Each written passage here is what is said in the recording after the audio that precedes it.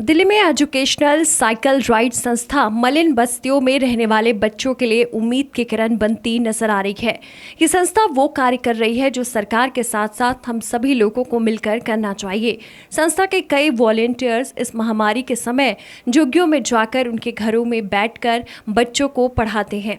संस्था के सभी लोग अपनी जान की परवाह किए बिना इन बच्चों का भविष्य सुधार रहे हैं।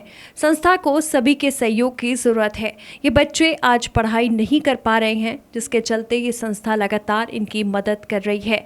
साइकिल राइड का उद्देश्य है कोरोना काल में आप सभी अपने को स्वस्थ रखें और बच्चों के एजुकेशन के लिए भी सभी का सहयोग चाहिए, तभी भारत बढ़ेगा आगे। दिल्ली के इंडिया गेट पे खड़ा हूँ जो बोट क्लब के पास है। देखा गया सुनील जी युवा पीढ़ी के जो एक अध्यक्ष है, देखा जाए कहीं ना कहीं एक जो चीज़ सुनील जी जो साइकिल रैली आप लोग कर रहे हो और जो युवा के लिए क्या मैसेज देना चाहेंगे आप लोग?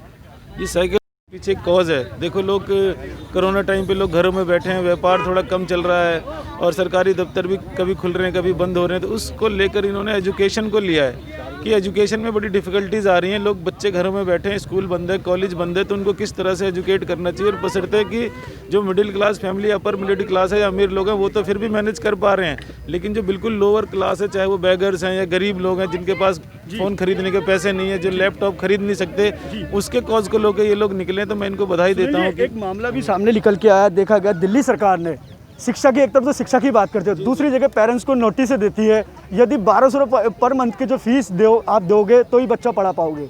क्या लगता है आप लोगों को? दिल्ली सरकार की दोहरी राजनीति है, एडवर्टाइजमेंट की राजनीति है उनकी। बड़े बड़े वादे करते हैं एजुकेशन को लेके, हेल्थ को लेके, लेकिन वो हेल्थ के नाम पे भी फेल रहे हैं। बेर में अमित शाह जी को इसको लेना पड़ा दिल्ली को अपने हाथ में, तब जाके थोड़ा सा कंट्रोल आया है। दूसरी बात जो एजुकेशन की बात वो करते हैं, फीस के लिए उनको भेजना नहीं चाहिए, क्योंकि देखो एक तो स्टाफ कम है स्कूलों में, स्टाफ आ नहीं रहा, बच्चे घरों से पढ़ रहे हैं, तो किस चीज़ की फीस मांग रहे हैं वो लोग? सिर्फ मैनेजमेंट करने के लिए।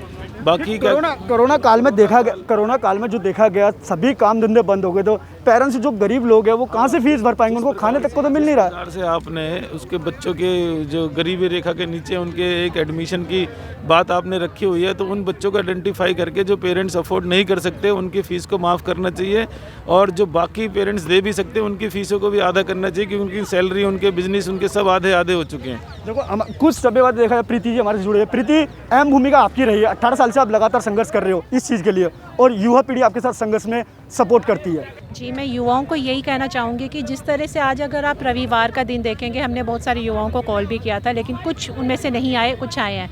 तो आज जहाँ पर आप लोग घरों में बैठ के चाय की चुस्कियों का मज़ा ले रहे हैं, तो उसी तरह अगर आप लोग थोड़ा सा एफर्ट डालें, मैं ये नहीं बोलूँगी आप डेली आएँ, थोड़ा सा हफ्ते में एक दिन भी अगर आप निकालेंगे उन बच्चों के लिए जिनको आपकी आवश्यकता है, तो ज़रूर हमारा देश ऐसा सशक्त भारत बन सकता है। अगर प्रीति जी, क्या इससे कोरोना काल से जो कोरोना पीछे दूर हट पाएगा? जैसे आप साइकिल वॉक कर रहे हो या पैदल चल रहे हो, जो भी आप कार्यक्रम कर रहे हो, इससे कोरोना से कैसे पीछे हटाया जाएगा? देखिए, कोरोना से पीछे हटने का इसमें तो कुछ ऐसा है नहीं, बस इसमें ये है कि आपकी इम्यून सिस्टम बढ़ सकता है। ठीक है, जो वायरस आपको अटैक करता है वो वायरस से आप बच सकते हो अगर आपका इम्यून सिस्टम स्ट्रांग होगा तो।